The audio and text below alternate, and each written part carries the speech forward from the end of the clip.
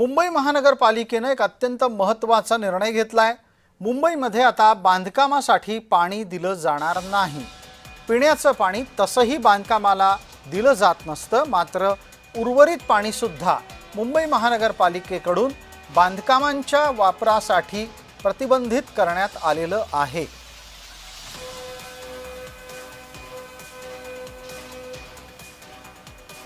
मुंबईमधल्या पाणी टंचाईच्या संकटाच्या अनुषंगाने असे निर्णय घेतले गेलेले आहेत।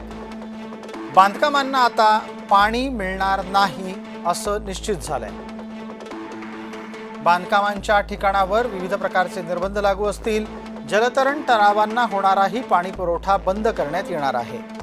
औद्योगिक आणि व्यावसायिक तसंच क्रीडा विषयक रिसॉर्टमध्ये 20% पाणी कपात लागू करण्यात आलेली आहे।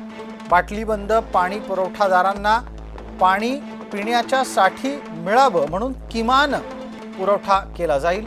विहीर आणि बोरवेल अधिग्रहित होणार आहेत। रस्ते तसंच गाड्या धुण्याच्या कामांना पाणी वापरू नये असा सूचनावजा सल्ला पालिकेकडून देण्यात आला आहे।